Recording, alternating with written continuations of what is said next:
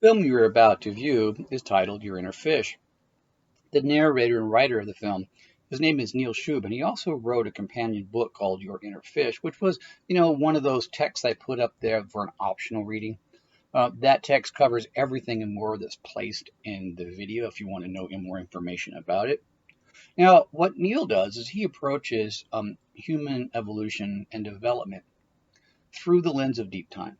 Neil is a fish paleontologist, but he's much more than that. He's also involved very heavily in human evolution. And because of this reason, we share so much in common with fish. Of course, and he's going to mention this, you may not look very fishy on the outside, but on the inside, what a guppy you are. And in fact, you share at least 20% of all your genetic code with fish. And this film is going to explore those similarities and those origins, the evolutionary origins of this.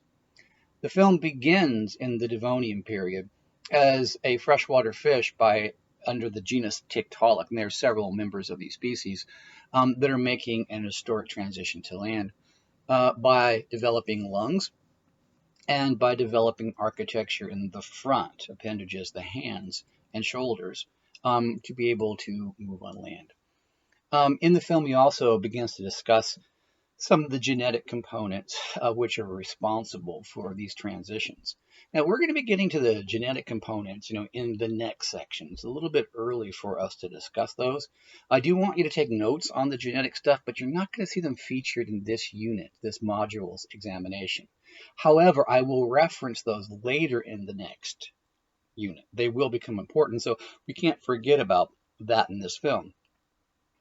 Now, the issue and why is that this genetic components that allow organisms to make very large transitions from something like the water to the land.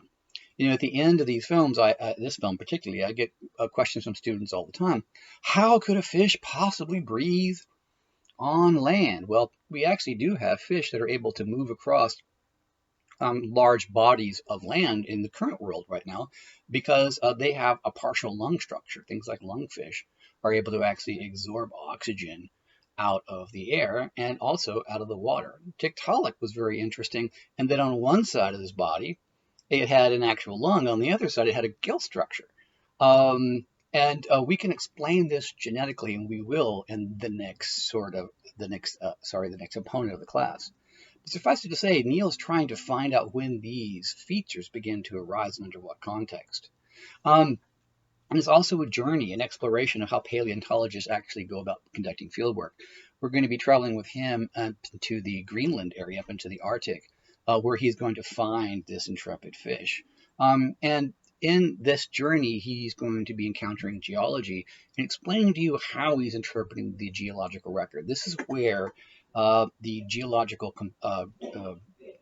principles and paleontological principles component, which you've just finished, is going to come in handy, because he's actually going to be pointing out rock layers and processes, and in order for us to actually rebuild the original context that Tiktaalik, this intrepid fish during the Devonian 375 million years ago, lived within. So pay attention to that and figure out how to connect those basic geological principles to what he's actually seeing in the record. Now, at the end of the film, I'm going to summarize what you saw, but I want you to try that for yourself as part of the critical thinking part of it. Try to figure out which paleontological principles and geological principles Neil Shubin was employing. All right. Now, in the end, what we have to think about, too, is that Neil Shubin is trying to demonstrate something else, too.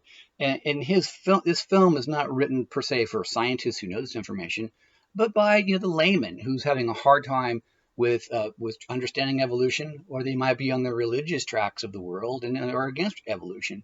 So what he needs to do is lay out a basic proof plan. And part of his proof plan is demonstrating that humans carry what we call vestigial structures that link us to the past.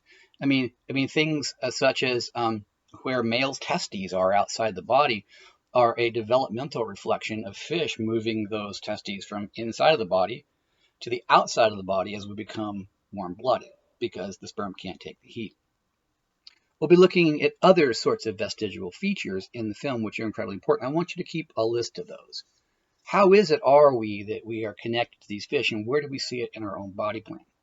In the subsequent films, you're going to be looking at your interruptal. He's going to be repeating the same motif, only collecting even greater numbers of vestigial features and the species along our way, which really track our movement through evolutionary time on our way to become mammals, and eventually, when we get to the last film, your inner monkey, how we make the transition into primates.